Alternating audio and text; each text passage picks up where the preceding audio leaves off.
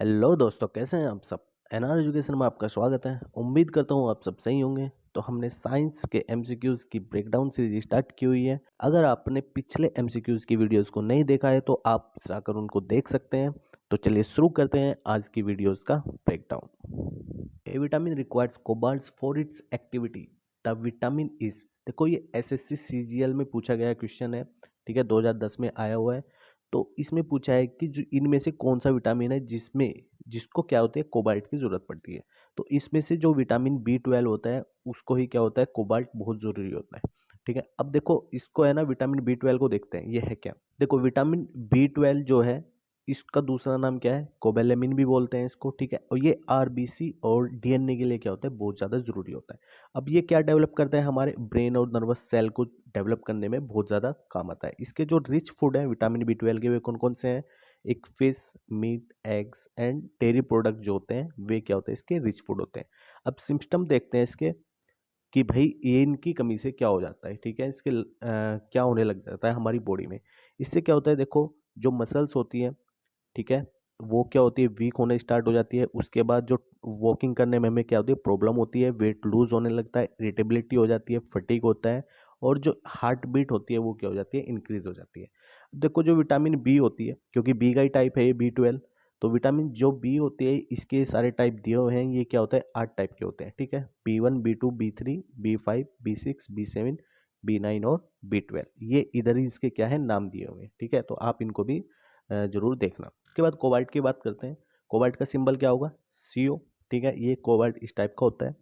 इसका atomic number कितना होगा, 27। इसका जो एटॉमिक मास होता है वो कितना होता है, 58.93 यूनिट। ठीक है, अब जो ये यूनिट दिया हुआ है इसको AMU भी दिखा जाता है, यानी कि एटॉमिक मास यूनिट, ये भी ध्यान रखना।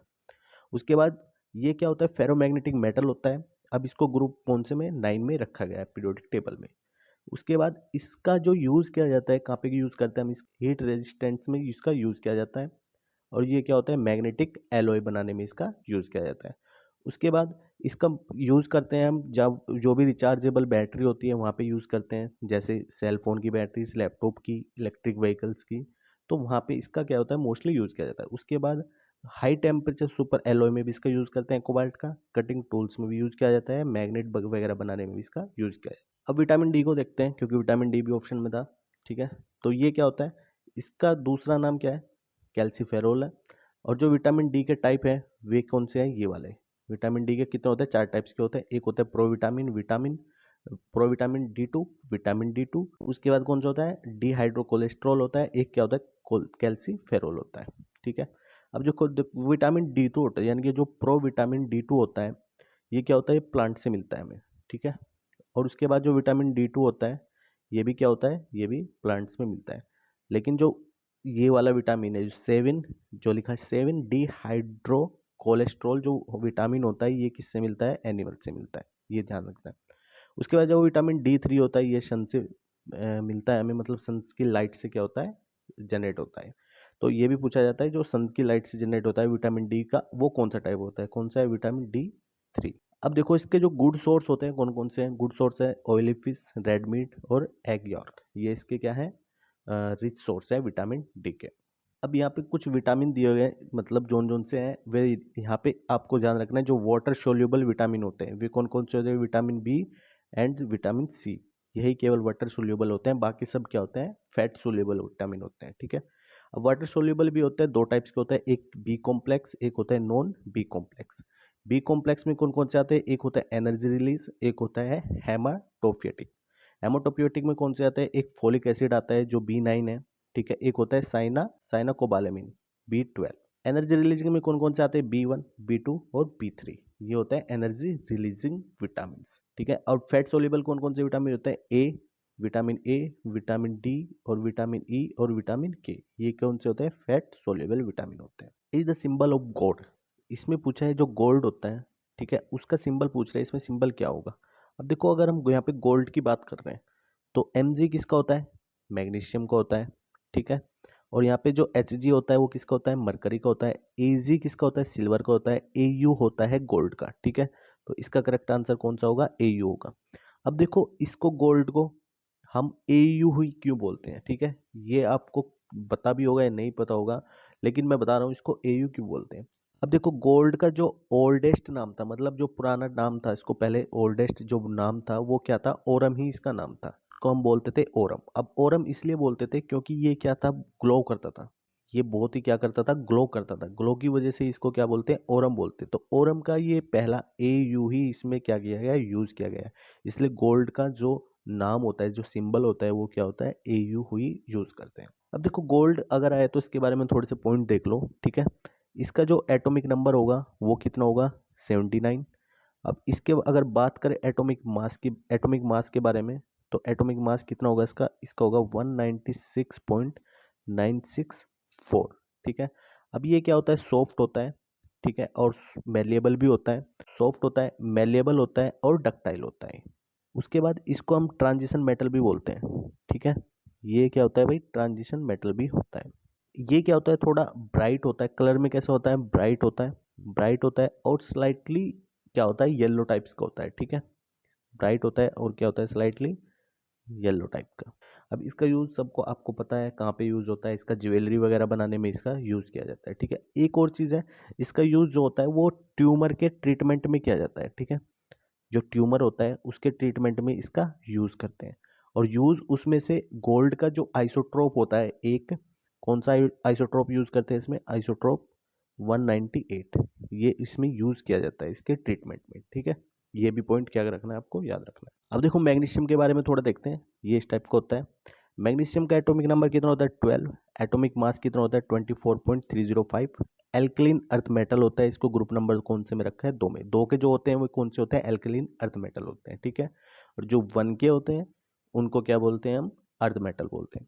अब इसका जो यूज़ किया जाता है, कहाँ कहाँ पे हम मैग्नीशियम का यूज़ करते हैं, इसका हम लाइट वेट प्रोडक्ट बनाने में यूज़ करते हैं, जैसे लैपटॉप हुआ, कैमराज हुआ, ठीक है, सीट हुई, कार्स की लगेज हो गया, इनमें हम यूज़ करते हैं। अब ये हमारे बॉडी में क्या करता है, 300 से ज़्यादा बायोकेमिकल रिएक्शन में क्या करता है, हेल्प करता है। अब देखो it helps to maintain normal nerve and muscles functions, इनको भी क्या रखता है, ये मेंटेन रखता है। उसके बाद हार्ट बीट की स्टडी को भी क्या रखता है, मेंटेन रखता है, ठीक है। तो मैग्नीशियम का ये क्या है, इतने यूज़ है, ये पॉइंट आपको इसमें याद रखने हैं। उसके बाद डिफिशियंसी ऑफ मैग्नीशियम देखते हैं, इसकी कमी से क्या होता है, एक डायबिटीज़ हो जाती है, ठीक है, मतलब शुगर लेवल बढ़ जाता है।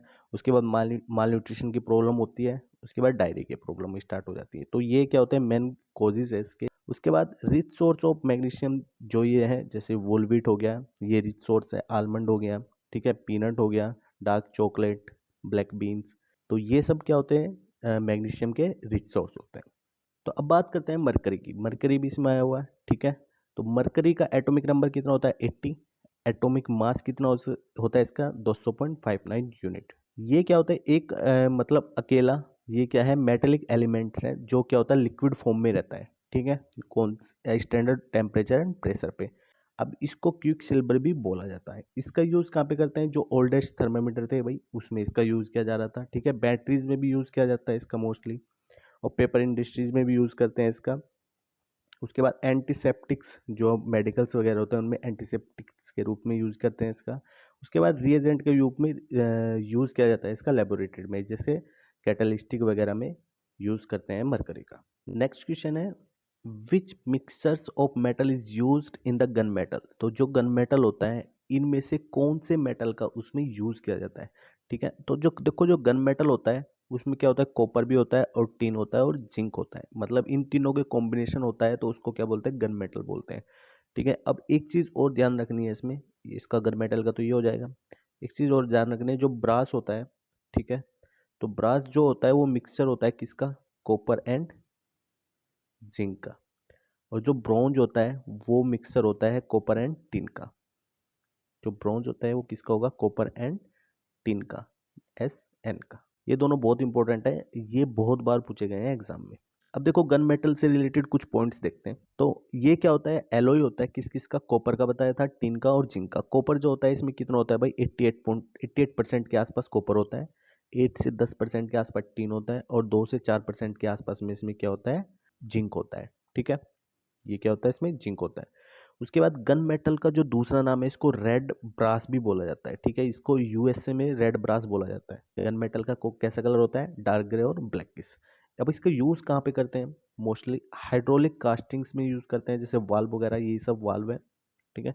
उसके बाद गियर्स वगैरह में यूज़ किया जाता है। उसके बाद इसका यूज़ करते हैं बटन्स वगैरह बनाने में। अब देखो यहाँ पे कुछ लिस्ट दी हुई है जो एलॉयज़ की, जो क्वेश्चन में पूछे गए हैं, ठीक है। अब एक तो है ब्रास, ठीक है, जर्मन सिल्वर भी, कॉपर, जिंक और निकिल का, ठीक है। उसके बाद गन मेटल्स, ठीक है। उसके बाद मुंटज मेटल्स, ये भी याद रखना है, कॉपर एंड जिंक का। उसके बाद मोन्टल मेटल, कॉपर एंड निकिल का, ब्रॉन्ज, कॉपर एंड टिन का। उसके बाद रोलिड गोल्ड, कॉपर एंड एल्यूमिनियम का। तो इन सबको क्या रखना है, आपको याद रखना है, सारे क्या है, इंपॉर्टेंट है। नेक्स्ट क्वेश्चन है, the green house effect is produced due to the presence of excess amount of, यानी कि इसमें पूछा है कि इनमें से किसके अमाउंट के ज़्यादा होने से ग्रीन हाउस इफेक्ट क्या होता है, मोस्टली होता है। अब देखो इसमें मोस्ट पूछा है, ठीक है, इसमें एक्सिस अमाउंट ऑफ, ठीक है। तो इसमें सबसे पहले तो आपको कार्बन ऑक्साइड तो बिल्कुल लगा देना, क्योंकि पहले नंबर पे तो CO2 होती है, जो मेन कारण है ग्रीन हाउस इफेक्ट का, ठीक है। अब देखो इसमें CO2 तो है नहीं, कार्बन मोनोऑक्साइड है, तो उससे ज़्यादा फिर जो दूसरे केस में होती है, ठीक है, वो क्या होती है, मीथेन होती है। तो मीथेन अगर मिले तो मीथेन का ऑप्शन सही लगाना है, ठीक है। तो इसमें मीथेन क्या हो जाएगा, करेक्ट हो जाएगा। आइए समझते हैं ग्रीन हाउस इफेक्ट को, इसके बारे में देखते हैं। तो ग्रीन हाउस इफेक्ट होता क्या है, ये होता है भाई, जैसे यहाँ से क्या हो रही है, सनलाइट आ रही है, ठीक है, इस सन से क्या हो रही है, लाइट आ रही है, ये लाइटें आ रही है सन से। तो जब ये लाइटें क्या होती है, यहाँ पे एटमॉस्फेयर, जो अर्थ का एटमॉस्फेयर होता है, यहाँ पे क्या हो जाती है, ट्रैप हो जाती है, मतलब यहाँ से रिफ्लेक्ट नहीं हो पाती, ठीक है, यहाँ से रिफ्लेक्शन उसका नहीं हो पाता है। तो उस केस को क्या बोलते हैं हम, ग्रीन हाउस इफेक्ट बोलते हैं। इससे होगा क्या, जो एटमॉस्फेयर होता है वो, उसका टेम्परेचर क्या होगा, बढ़ेगा, उसका टेम्परेचर बढ़ जाएगा। उसके जो 7 मेन गैसेस होती हैं, ये याद रखने हैं। सबसे पहले कौन सी है, CO2 है, जो मोस्ट इंपॉर्टेंट है, CO2, ठीक है, मतलब ये बहुत ज़्यादा इफेक्ट करती है ग्रीन हाउस को। उसके बाद दूसरी क्या है, मीथेन। उसके बाद नाइट्रस ऑक्साइड है, N2O है, ठीक है, नाइट्रोजन ऑक्साइड नहीं है, ये नाइट्रस ऑक्साइड है। उसके बाद हाइड्रोफ्लोरोकार्बन है, ठीक है, परफ्लोरोकार्बन, सल्फर हेक्साफ्लोराइड यानी कि SF6 है। उसके बाद नाइट्रोजन ट्राईफ्लोराइड, NF3। तो ये क्या होती है, जो गैसें हैं, ये ग्रीन हाउस इफेक्ट के लिए बहुत ज़्यादा जिम्मेदार है। नेक्स्ट क्वेश्चन में, acid rain is cause due to the pollution of atmosphere by, यानी कि जो एसिड रेन होती है वो इनमें से किसका कारण होती है, ये बताना है इसमें, ठीक है। वो ऑक्साइड होते हैं कार्बन नाइट्रोजन के, ऑक्साइड होते हैं नाइट्रोजन सल्फर के, ऑक्साइड होते हैं नाइट्रोजन फास्फोरस के, या फिर ये देखो कार्बन और नाइट्रोजन के तो ऑक्साइड होते नहीं है, ठीक है, ना ही फास्फोरस के होते हैं, ओनली किसके होते हैं, नाइट्रोजन और सल्फर के होते हैं, ठीक है। नाइट्रोजन के भी और सल्फर के भी, वे क्या होते हैं, ऑक्साइड होते हैं। जैसे सल्फर का ऑक्साइड होने से क्या बनेगा, सल्फ्यूरिक अम्ल बनेगा, H2SO4। और नाइट्रोजन का ऑक्साइड होने से क्या बनेगा, HNO3 बनेगा। ये दोनों ही क्या है, एसिड है। और जब ये दोनों एसिड है तो तभी क्या होता है, एसिड रेन होती है। अब देखो एसिड रेन कैसे होगी, जैसे ये हमारे क्या है, जो भी कारखाने वगैरह हैं, इनसे क्या होती है, NO2 निकलती है, SO2 निकलती है, ठीक है। जब ये वाटर के साथ में कंबाइन होती है तो क्या बनाती है ये, देखो SO2 ऑक्सीजन के साथ कंबाइन होकर तो बनाएगी SO3 सल्फर डाइऑक्साइड, ठीक है। ऐसे ही NO3 की रिएक्शन है। अब सल्फर डाइऑक्साइड ये वाटर के साथ में कंबाइन होकर क्या बनाएगी, H2SO4 बनाएगी। अब ये जो H2SO4 है, यही क्या होता है, एसिड रेन का कारण होता है। जब एसिड रेन होती है तो इसके कारण होते हैं, एक HNO3 होता है, यही मोस्टली इसमें क्या होता है, एसिड रेन में होते हैं। अब ये किसकी वजह से होते हैं, ये NO2 और SO2 की वजह से होते हैं। नेक्स्ट क्वेश्चन है, a mixture of water and alcohol can be separated by, तो वही इसमें पूछा है कि जो मिक्सचर होगा किसका, वाटर का और अल्कोहल का, ठीक है, एक वाटर का और एक अल्कोहल का मिक्सचर होगा, तो उसको कैसे सेपरेट कर सकते हैं हम। इस क्वेश्चन का आप कमेंट करके आंसर बताओगे कि कौन सा करेक्ट है, फिल्ट्रेशन है, एवेपोरेशन है, या फिर डिकेंटेशन है, या फिर डिस्टिलेशन है। तो इनमें से कौन सा ऑप्शन करेक्ट होगा, ये आप कमेंट करके बताएंगे। तो आई होप आपको इस वीडियो से बहुत कुछ सीखने को मिला होगा। तो जुड़े रहें मेरे साथ में। अगर आपने पिछली वीडियोज को भी नहीं देखा है तो आप उनको भी जाकर देख सकते हैं, आपको उनसे भी बहुत कुछ सीखने को मिलेगा। तो फिर मिलते हैं नेक्स्ट वीडियो में, तब तक के लिए जय हिंद।